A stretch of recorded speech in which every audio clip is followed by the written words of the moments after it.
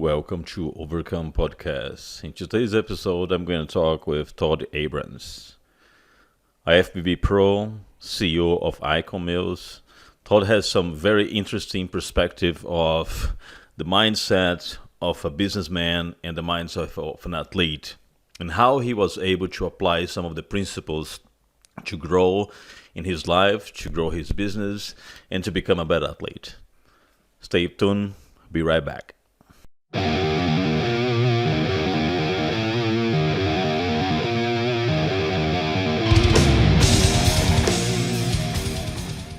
Welcome to Overcome Podcast, my friend Todd Abrams.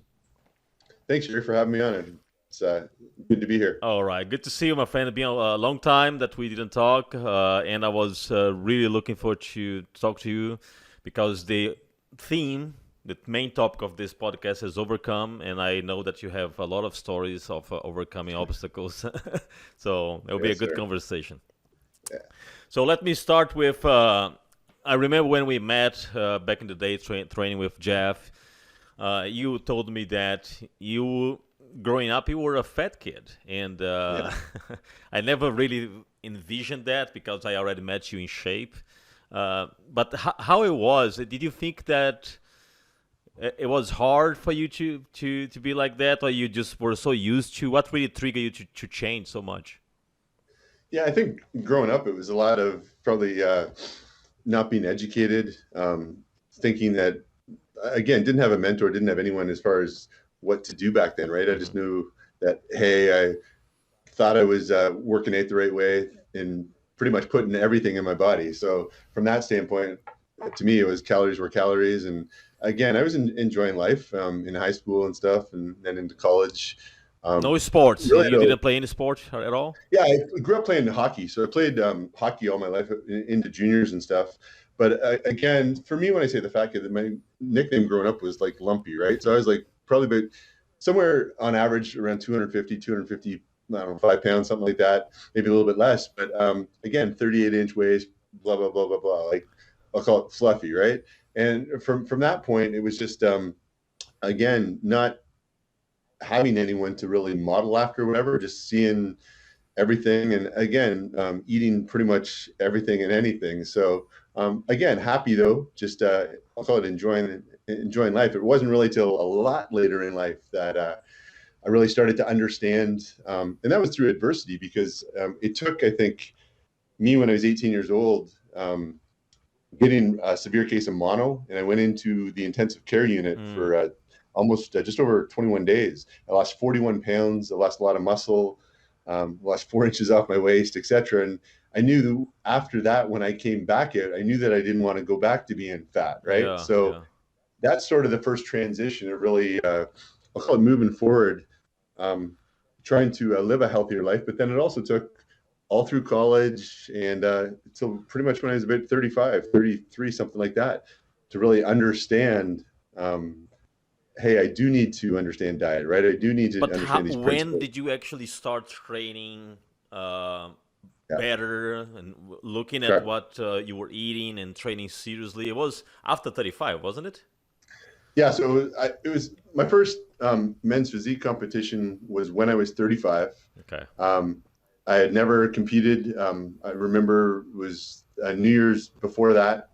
I said to Deb, hey, my wife, not drinking anymore. I'm going to do a men's physique show. And she's like, yeah, whatever. Everyone was sort of laughing, ha, ha, ha, ha.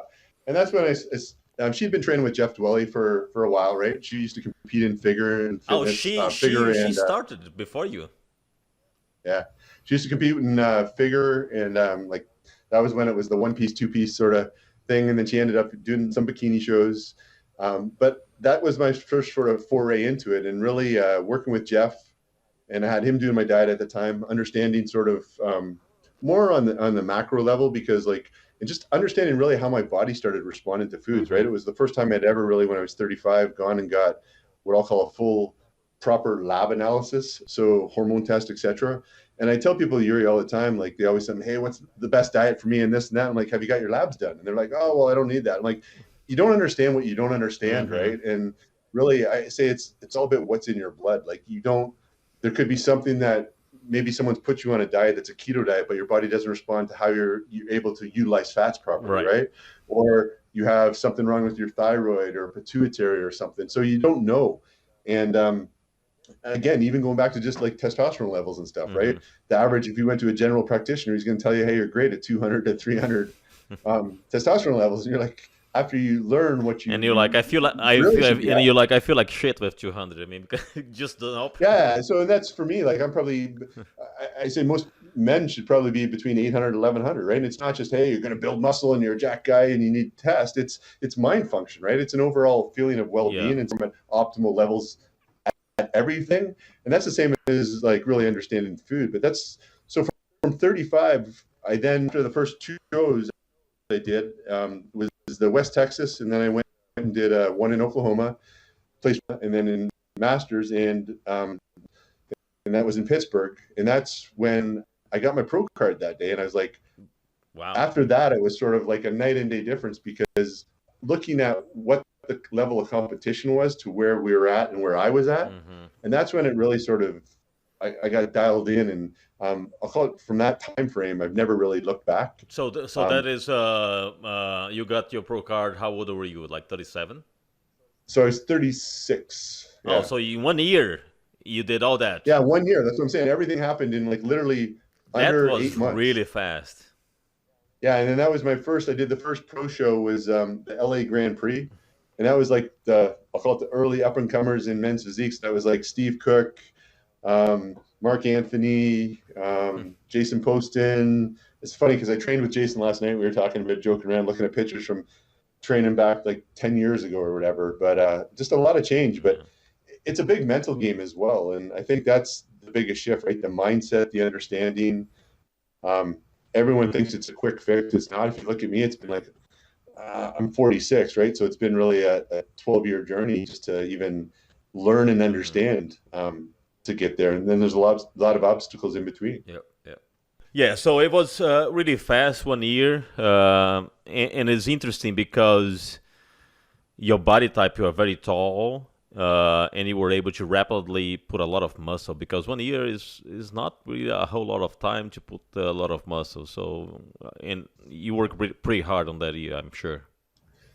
Yeah, I think it goes back to, I've always trained, I'll call it rather intensely, right? So for me, I think the work ethic and the level of trainings there, it really just was more on, I'll call it the nutrition side. And I won't even say supplementation side, because I don't really take a lot of supplements, but I think also the understanding of really, I take a lot of, I'll call it vitamins and herbal and different things, more homeopathic. And I think a lot of those combined with the macros and then I'll call it the micros, right, really were things that my body was missing. And after understanding sort of working with, like, who I work with, Kevin Wilson at Smart Wellness now, just really able to understand and dial in my nutrition based on what my body needed and what I responded well to. So looking at, hey, what I probably shouldn't have been eating and how my body didn't respond to certain things. Again, I'm very carb sensitive, so a lot of my carbs are just put around my training. I feel lethargic, etc., but my body responds better for me on much higher protein levels. So you're saying is that if you increase your level of carbs, you gain fat pretty easy? Correct. Yeah. Interesting. Yeah. So for me, I put most of my carbs right around my training, and even on a high day, when you see guys taking 600 grams of carbs and stuff, I'd be like, done. So my high day might be 250, right? Yeah. If that. Okay. Again, learning like a little bit of carb cycling, learning how my body responds to the optimal levels of fat. And then also just using the tools that you have. Like everyone thinks it's cardio, but again, all those different things, as you know, right, are just tools in your quiver, additional resources to help you get different pieces depending on where you are and what you need. So understanding that, and then it's something like, as you know, probably as well, it just clicks, right? It clicks and understand how your own body works. And then again, making adjustments along the way. And again, they're all just tools for me. So the food, the training, the cardio, going back to sleep, right? Recovery. Okay. Again, way back, I didn't know any of that stuff. So I didn't know that, hey, I needed more recovery or whatever. It's funny because called the Whoop Band or whatever it is, right? My wife bought me one for Christmas, and my recovery sucks. My sleep sucks, right? Yeah. I think it's been green once since, but I just have a hard time slowing down. So it's doing those different things to help you And you recover, and you wake right? up pretty early because you go to the gym like 4:30, 5 a.m., something like that. Yeah, I normally train about 4 o'clock in the morning at home. So, but again, I don't use an alarm clock. Like it's just my body automatically. I'm waking up sometime between 3 to 4 o'clock, Wow. Do you go and to bed early? I wouldn't say early. I'm probably getting 5, 6 hours. Like I try to be home to put my little guy to bed, so he's probably in bed by 9 o'clock, 8:30, and I'll lie down with him. Usually fall asleep in his bed, and then I'll wake up like a couple hours later, whatever. Probably if I don't get woken up, and go to sleep. But it's probably the thing that's funny on the science coming back from the Whoop band shows that yeah, I get X amount of hours of sleep, but then that window that I need is sort of I have a bunch of disturbances and stuff, right? Yeah. So um, again, it's just learning different things and Yeah. protocols. Now, it's interesting that your athlete life kind of merged with your business life because once you got into the pro level, you create a company dedicated to nutrition, right? Icon Meals. Yeah, yeah. Um, and you still with this company until nowadays, and it's keep growing. Great food, I love it. When I was traveling, I used to ship my foods to the hotel. Really cool stuff. How was that transition? Because now it was that reason why you stopped competing so much because you had to dedicate to the business.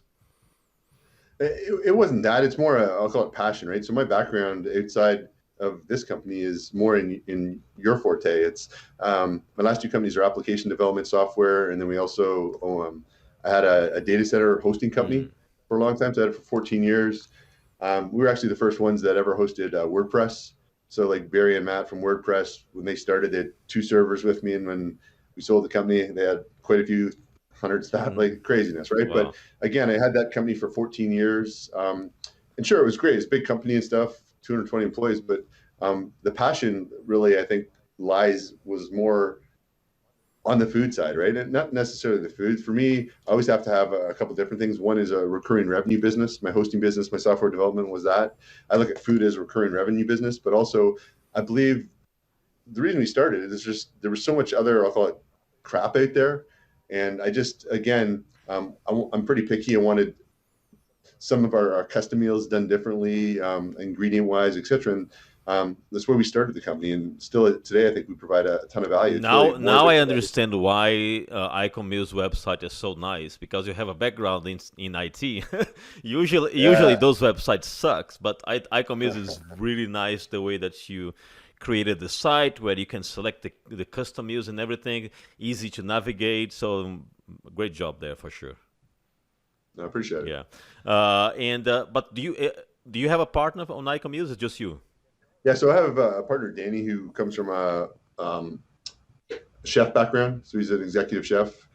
He's grown up in that for since I'll call it birth, pretty much, right, in culinary side. So he used to manage the Omni Hotels kitchens, Four Seasons, a bunch of his private catering. So it's myself and Danny. And again, that merger, right? My background in business, sales, finance, marketing, development, and then him on the food side. So that's how we sort of came together. Nice. Um, Because and you don't have any cooking background, right? I do not. So you probably wouldn't want me in the kitchen. So Icon Meals has saved a lot of my headaches that way. So That's nice. That's nice. Um, and as far as your competitive career, you think you are still planning to compete, or you done? yeah, we'll see. Before, so last year, of course, I didn't because of I had planned to just with COVID and stuff. Though all those shows were shut down. Mhm. I was actually starting to prep back in March. I was going to do a show in April last year. So we'll see. I did the Pittsburgh Pro the year before, so in 19, and I don't know. For me, it's not necessarily the standing on stage thing, right? It's the journey Yeah. of. And again, I just finished back in December. I did a 30-day challenge with Michael Hearn and just tied it back into like a photo shoot. We did some other stuff, but again, I don't really have a problem. My problem and mentality is not getting down and getting shredded. I can get to that 4% level. Um, Again, it's for me, it's putting on and keeping muscle and keeping size. And I've got a little bit more balance on that, but so I probably will pick a show this year once the calendar is sort of nailed down and do it. And it's just to give me a target of something to strive Right. towards. Right. I enjoy the journey of the prep, right? I don't need 12 weeks. I don't need 16 weeks. My mind can't do anything that long anyways. I need like I'll give myself probably 6 weeks or 4 to 8 weeks is maximum that I'll do for a Oh prep. wow. Well, that the reason you do that is because you keep yourself lean for the most part of the year, all year long, Yeah. right? I mean, I've seen you doing a lot of work, and you always you keep, but in other words, you keep abs all year long. Yeah, I think You that's a don't. mental thing, like you said, an overcoming thing that I think I'll never truly overcome. Right? It's from the days back in the lumpy days.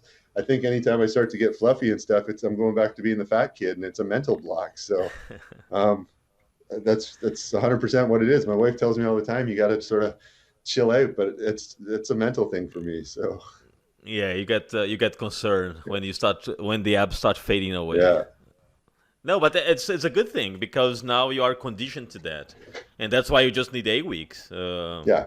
Some people need 16 weeks. I usually need a lot of time to For get me, ready. it's also though I think honestly, Yuri, like people give themselves sometimes more time than they actually need, right? Because a lot of the people, and you know this, just you've seen more than your fair share. I think a lot of people don't want to put in the actual hard work, right? It can be done in 4 weeks. It can be done in 6 weeks, right? But they want that little bit more. Is it uncomfortable? Sure. Hell, it's uncomfortable, right?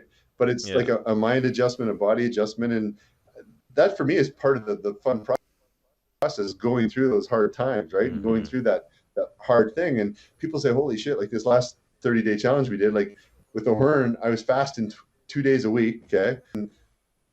2 workouts a day, 2 cardio sessions a day. But I went from basically, I didn't lose a lot of weight. It was like 12 pounds, but my body fat went from 8, 9% down to 3.7% in 30 days. Wow. And So, how was your calorie intake? so I 1800? was averaging for that cut roughly about 2,400 calories a day. Wow. So, That's pretty good. but again, just for me, it's a goal. If I'm going to compete or I'm going to do anything, it's going to be better than I was before, right? And that's always my goal. And for me, that's the same every day, right? I just want to be that 1% better.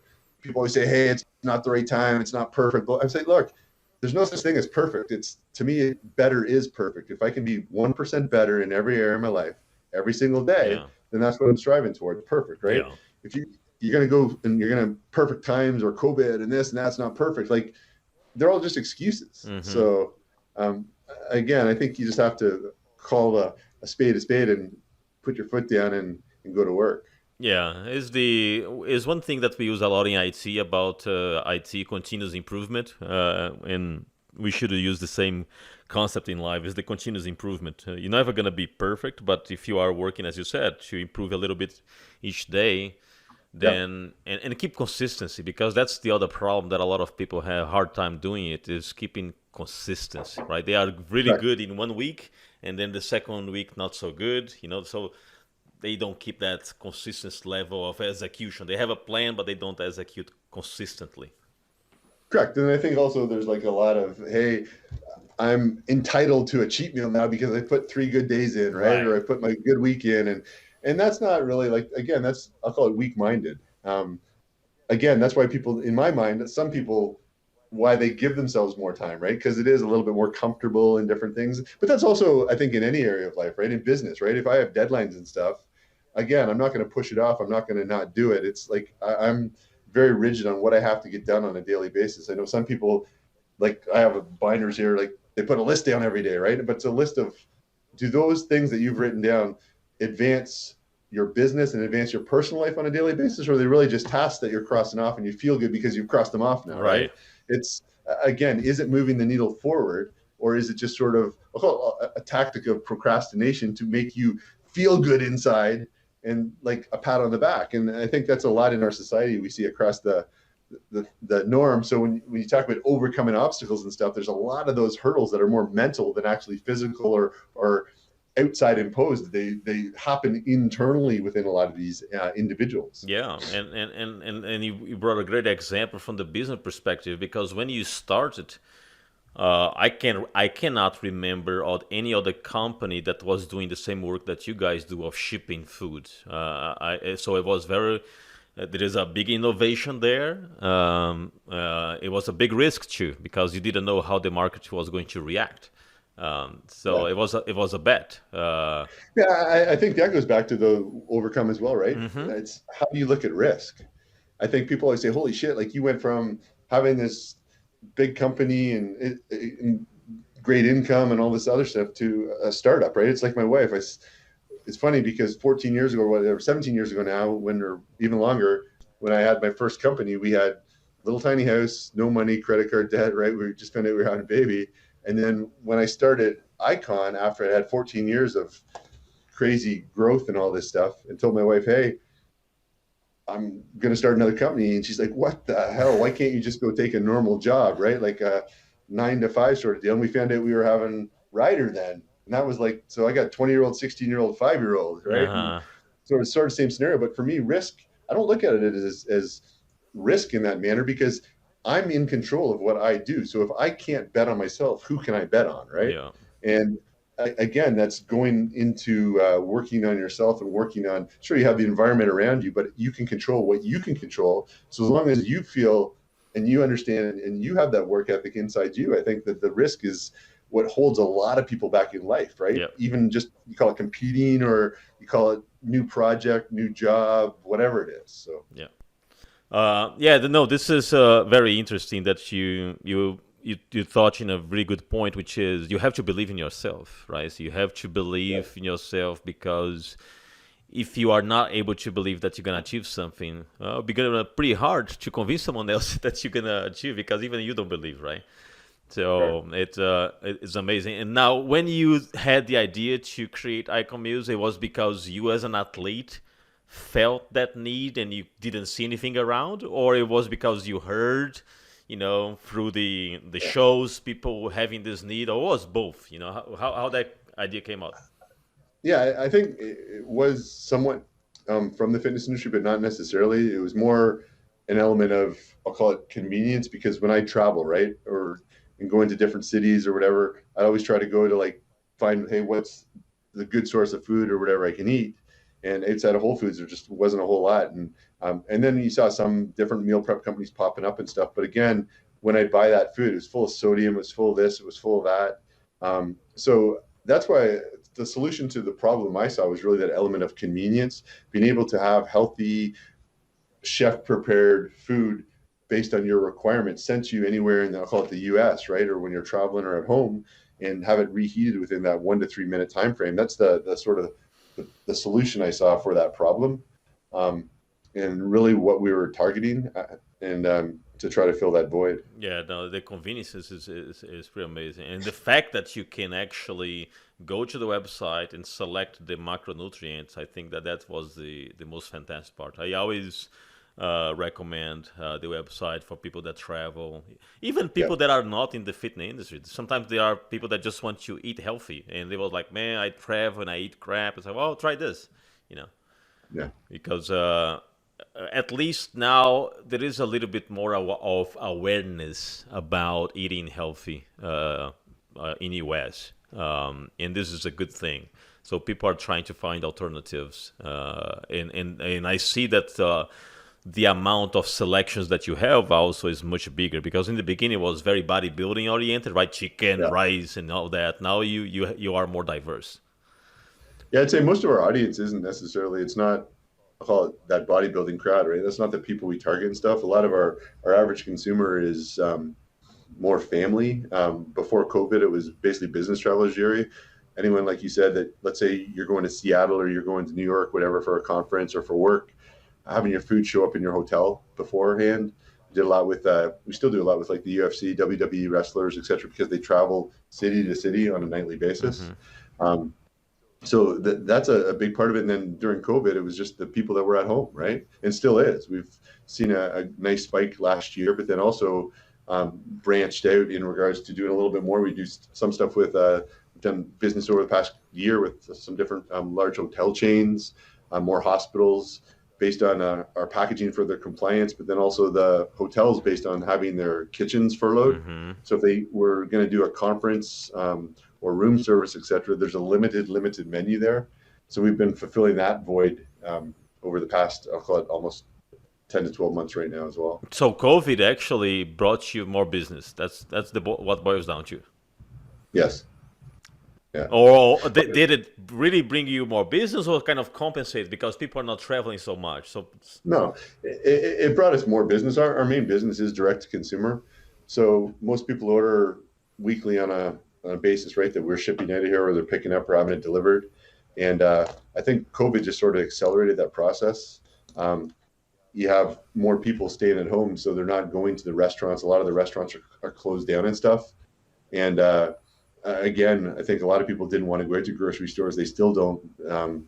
So from that standpoint, it's again that convenient option. We rolled out some family style offerings. We still do a lot of the a la cartes. So if I don't know, mom or dad want to make their own meals, still they can have it. They're already pre-cooked, right? Portions. So on the proteins, carbs, etc. And then we've added a little bit of different things, so it can accommodate like everyone from your kids to mom and dad, etc. So if there's I don't know, someone vegan, someone that wants steak, right? You can have the best of both. yeah, yeah. Um, Now, on your athlete part of the house, when COVID hit, did you had a backup plan? You have a home gym that you could exercise, or yeah, it's funny because we had a big gym in actually headquarters prior, and we just sold it like literally a month before COVID because of we had a large place. I don't know.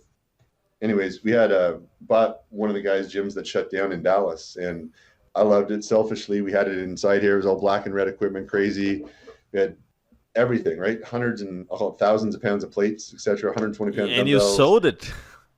Well, I won't get into why we had to sell it, just based on some of the regulations and stuff and what we're doing internally, right? Got So, anyways, we sold it. We ended up selling it to Rockwell, to Legends Gym. Mm-hmm. So, and again, had a bunch of different people. But then I'm like, holy crap, wish we'd kept that. So for me, I had bought some stuff prior to that. So I had my home gym built in my garage. So actually, that was a sort of a blessing in disguise for me. And I've been back to gyms a couple times. Sure, we trained at Destination, trained last night at Precision, etc. So sometimes with Greg at Hidden, but still, it's just again that element of what I talked about on the food side. It's the same thing for me as working out. Right, when I get up at 3 o'clock in the morning, it's much easier to walk into my garage after my coffee or whatever and knock it out. So I've got like all the big pieces of equipment in there. I've got I don't know, 120 pound dumbbells up to, I got a leg press sled, I got a power rack, I got barbells, etc. Right. So again, I can knock everything out in there. And to me, it's just, again, as the time's gone on, it's been more convenient, more convenient. So again, that's where I've spent most of my time. Yeah, and going to the gym physically, driving to the gym became more like a social thing to meet with friends or to do a good workout like you did with Jason last night, things like that. Yeah. Todd, what now since you had two business now, what are some of the learns from the business perspective that you brought to your athlete career? I mean, not only the mindset, the winning mindset, but there was any other attributes that you think that you could bring to your prep or to your athlete life? Sure. I think there's a lot of things that apply. I think, like, I don't know if you agree with me on this, but like, I think to me, I look at like how I train or how someone is in the gym. It's a reflection in other parts of their life, right? Yep. Like, I don't know. So I've had some people that wanted to be business partners or athletes with us, or just like friends, right? And say, hey, let's go to the train. And then as soon as you say, hey, what do you want? And, I don't know, say it's legs, right? They go, oh yeah, 10 years ago I used to squat this much, or I've got this. Pushing myself in the gym as in pushing myself in business, right? Mm-hmm. It's, hey, how much more can I lift? How many more reps? It doesn't matter, right? Some of the things I think you can take from the business side would be the team building. Your business is only as good as the people you surround yourself with, and as you build, right? Sure, you can build a little tiny business, but when it gets to a certain level, you need a lot more people with a lot more talent, a lot more. So again, it's, are you building culture? Are you building, like, is it all ego driven, right? You have to take your ego out of the equation. I see them spending X amount of dollars on stupid supplements and all this other crap. Yeah. And they're going to be a millionaire overnight. And that's not going to happen, it, right? Yeah. But again, that's the same thing in business. And I think in training, that's going back to, hey, from the lumpy, I grew, okay, in different ways. I expanded my mind, expanded my knowledge. I learned from different people. And it's funny. I think a lot of things, Yuri, go back to manifestation as well. David Morin's a great one. A lot of That's these different, amazing. Yeah, a lot of your heroes are now friends. correct. That's awesome. Yeah. And I think that's going back to, are you manifesting? Are you putting the work in? A cover to be in what I've been able to achieve. But if you don't put it out there, you don't take risks, and you don't believe in yourself. And I say, if you can't believe in yourself, you'll that believe more in you than you do yourself, right? Yeah. That's the goal. A lot of people spend money on mentors and coaches, but if you don't invest in yourself, okay, well, I say, hey, I always look for people that are doing the things that I want or I have better than me, and I want to take those and I want to model the good behaviors, and I want to fast track. Like, I spend a good amount of money on like business coach, right? On a personal coach, okay, things. But again, that's working on myself to better my business, to better the other areas of my life. So Yeah, this is an investment. 100%. This is it's like if you are on the IT, you have to learn a new technology. You're going to invest Yeah. yourself to be a better professional. Same thing. Yeah. So absolutely, absolutely. And also one of the things that you didn't touch, but I think is very important, is in a business you usually establish goals that you want to accomplish on that year or on that quarter. Yeah. What you want to accomplish, right? If you kind of think of yourself in your personal life or even in your athlete life, you have goals to accomplish. It is way better way to motivate yourself 100%. and keep growing, right? Because you have those quarter goals, Yeah. or you have that year goals. I think goals is also very important. Yeah, I think you have to have micro goals, like year-end goals, right? Or not like, you have to celebrate the small victory at the end. Yep. You just put these big goals out there and you're going towards it, but you're never celebrating. Those are things like in our business, we sure have, like weekly, we have goals, different things, right? We have, I'll call it new product goals, revenue goals, churn statistics, all these different things, measurements of how we've evolved and how we've grown as a business. It's the same personal. Do a show. I'll put a show out there maybe 6 months down the road, but then you've got a lot of goals before you actually hit that show, right? Exactly. So, as you said, is about the journey. It's not really about getting there. It's about everything you've done during the journey that you it helps you to grow. It's not just a quick change. You see a lot of, like the example from competing, and it's not a lifestyle shift. It's like, it's not that, it's a materialistic short-term fix. For short-term, you're doing it to grow to the next level. You're building that base and growing to the next level. And that's how you have to look at life. Are you building this base, a base that's built on and rock slab, not this bullshit base built on sand or quicksand that you're going to sink back into, right? And again, that's I think goes back to, though, a lot of mindset. No, that's having a great foundation and continue to evolve based on that is very important. And you said something that it happens a lot. A lot of people, they train and they diet just for the show. Then after the show, they have a huge cheating meal, and then they go back to do what they were doing 6 weeks prior to start prepping. Yeah, and part of the thing is like looking at, I'll call it, what's under the engine as well, right?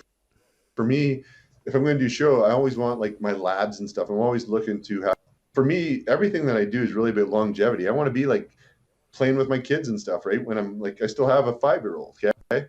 When I'm friggin' another 20 years, right? And again, I don't want to be like the dad that's out of shape and all this stuff and can't do this and that. And that's my goal for me. Someone just thinks, oh shit, look at this guy, he's got to be on steroids and all this stuff. But understand what Mike's been doing for 20 plus years, and the vitamins and stuff that he's taken, like that help for connective tissue, like all this different stuff that people don't, and that he's built his foundation upon to better what's under the hood, right? Build for longevity, building better labs, making sure that's all balanced and in check. I know you're going to be talking to someone else next week, and he's always very like in tune with what's going on under the hood in his body to get the optimal results on the outside. So yeah, no, and you brought a great example, because Mike has been doing this for a long time, and his consistency is extraordinary. It's like unbelievable. The guy has been doing this consistently for 20 plus years, as you said.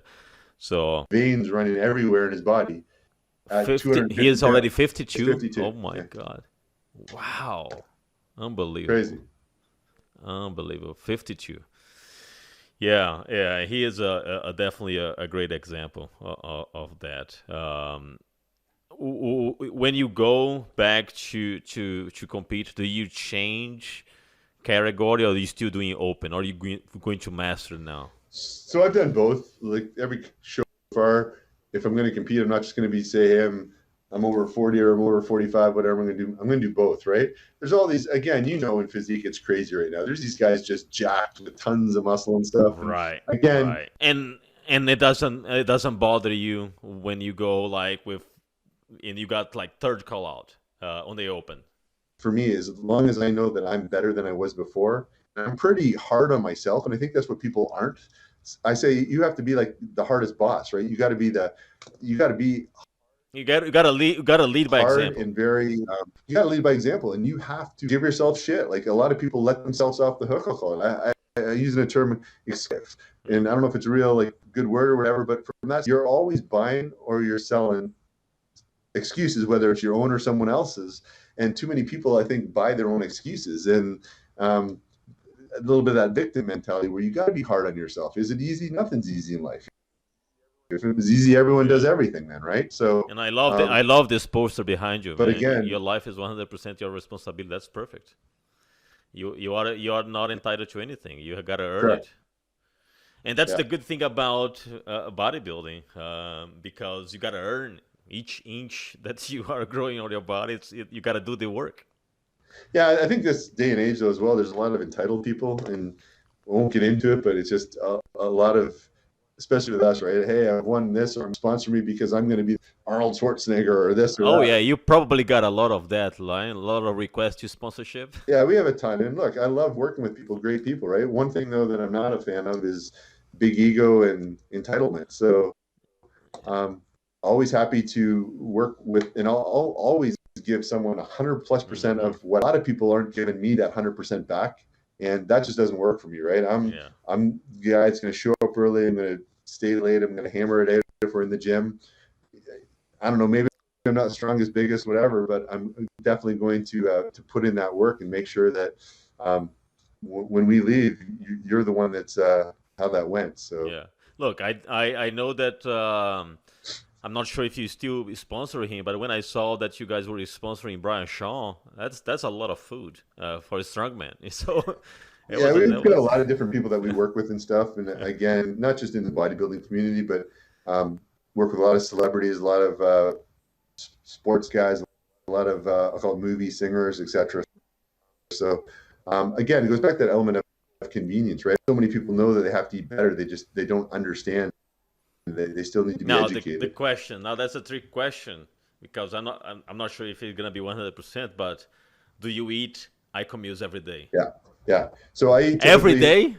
yeah, minimum. I'll probably eat 3 icon meals a day, and I'm a boring, right? So today so far, I've ate 3 meals of chicken, asparagus here. That's amazing. That's a great business to be in because everyone take the benefits of eating healthy and keeping the lifestyle. And your wife also is Yeah, is lean all the time. I've yeah. seen. She's doing like Uh, thing as well, but on the yoga, she's teaching hot yoga 3 to 4 times a day plus training. So um, have you tried hot yoga? yeah, I'm actually I got signed up for a commitment for Valentine's Day tonight with her and her a 2 hour whatever it is. So I'm sure I'm going to die after at 106 degrees for 2 hours. I heard it's pretty hard. Is it really that hard?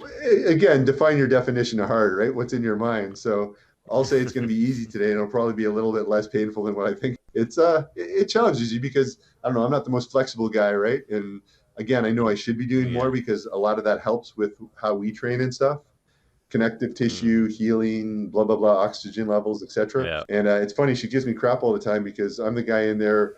After I do an hour of yoga, my eyes are totally bloodshot because I'm holding my breath and stuff just as I would like lifting. Oh, you're And not breathing well. yeah, and Oh. it's funny because everywhere I go in, if I go to pick up a drink or something or food somewhere after, everyone thinks I'm friggin' on or so bloodshot. Oh, that's amazing, man. That's amazing. Todd, and what's next for Icon Mills? What do you have in mind as far as 2021? We've got some new products coming out, additional CPG snack items. We're opening a West Coast operation as well to facilitate some of our grocery clients. So we've got Hmm. some big grocery stores that we started doing business with, and we'll look at a potential East Coast operation as well down the road. But again, adding more people, growing the business, and into some different sectors. So it should be interesting. Yeah. So you're going to CBD now as well? I'm not doing CBD. So for us, CBD in food is still gray. But you can have in snacks, don't you? You can have some on snacks, You can have like it in certain snack. sports supplement snacks, but in actually food category that falls under FDA, you're Hmm. not. It's gray area. So that's why we stayed away from it for the time being. I think there's also, it's the same as everywhere. Before, you could probably validate some of the companies. There's so many different players in the CBD market. I think it goes back to there's probably some crap in the market as well. Yeah. But that's the reason why we stayed out in regards to payment process and things that. So, but we won't get into talking about that now. Do you ever see Icon Mills get into like mainstream supermarket? Like I've seen other food companies Yeah, yeah, going into Walmart, for example. yeah. So we're in Walmart now with our popcorn and have some other things going on there. We've been in there since November. Nice. That's pretty cool. Be even more accessible. Although I still like the website option. Mainly for traveling and convenience to just order and Yeah, receive at yeah. home. Direct to consumer D2C is our main business. Yeah. Well, Todd, I know that you have a very tight schedule, so I truly appreciate the time. I know that was hard for us to schedule this, but again, you are a businessman. You are busy all the time. It's a tough season for you with the amount of orders with COVID and everything. So I appreciate you taking the time to record this. Yeah, I appreciate you having me on. And again, I know we were playing, I call it phone tag for a little while, so I appreciate you accommodating me and getting us together today. So thanks for that. Oh, absolutely, my friend. Take care Awesome. and keep growing.